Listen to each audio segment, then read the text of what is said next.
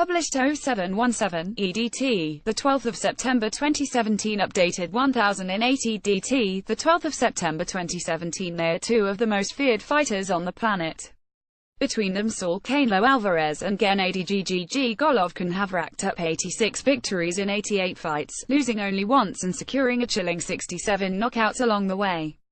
They collide at Las Vegas T-Mobile Arena on Saturday, in one of the most hotly anticipated bouts of the past decade. But what makes the two fighters so special? How does it feel taking the best punchers in their arsenal? Here some of their past opponents reveal what it's really like sharing the ring with the two fighters.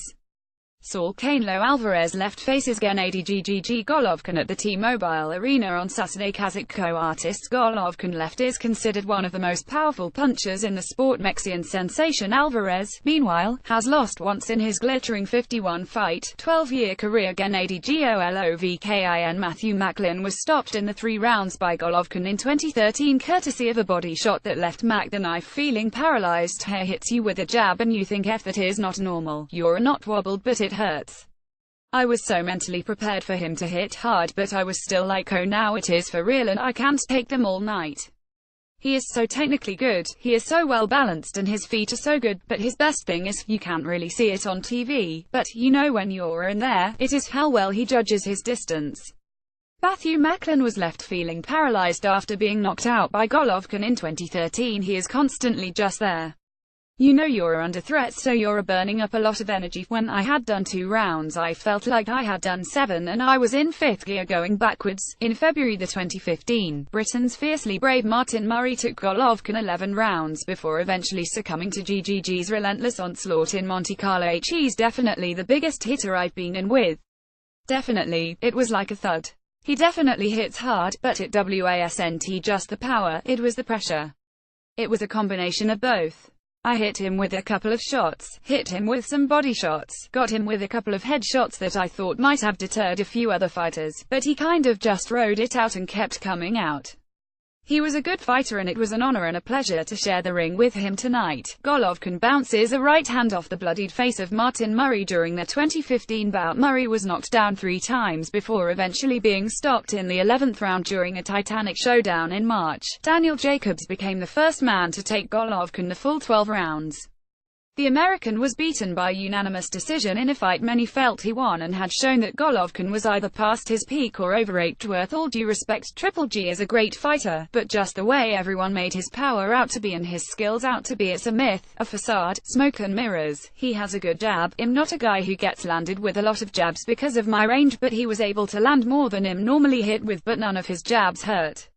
Daniel Jacobs took Golovkin the full 12 rounds earlier this year, but lost on decision. The American's success, however, prompted people to suggest GGG was past his best. He's a strong guy, he's a heavy-handed guy, but he's not the most powerful guy that I've ever been in the ring with. The best thing he did in the fight wasn't the pressure or the power, it was maybe the jab. Canelo Alvarez. Amir Khan stepped up to 155 pounds to challenge for Canelo's WBC middleweight strap back in May 2016. After enjoying early success, the Bolton fighter was laid out by a massive overhand right in the 6th round. People say I can't take a punch, but with the shot I got caught by Canelo, I think he would have knocked a horse out. Canelo is a lot faster than you really think he isn't. Every shot he throws is a power shot. He's very calm and relaxed and waits for his opportunity. Just don't let him settle and keep your distance and you will slowly start to frustrate him, which is when he gets a bit wild and gives you the openings you are looking for. Amir Khan was laid out in the 6th round by Canelo when they clashed in Las Vegas in 2016. Liverpool's Liam Smith suffered the first defeat of his career when he surrendered his WBO super welterweight title to Canelo in Texas in September 2016. He's a very good fighter. He was also very confident to let off his shots because he's been at that level. I was a little more safety first. He's not a massive puncher. He's a solid puncher, which probably sounds a bit hypocritical as I got stopped. He's a good fighter, a good person as well.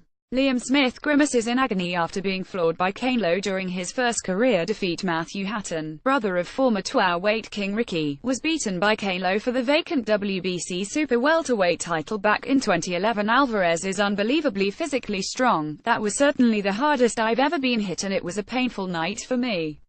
I remember at the weigh-in with Canelo thinking I'm about the same size as him. But then when he turned up for the fight he was like Popeye who had just eaten his spinach, muscles bulging and a lot bigger. He was like a different man. So thick set. Matthew Hatton, brother of Ricky, went 12 rounds with Canelo in Anaheim back in March 2011. Hatton was shocked at how much bigger Alvarez was in the ring compared to the weigh-in.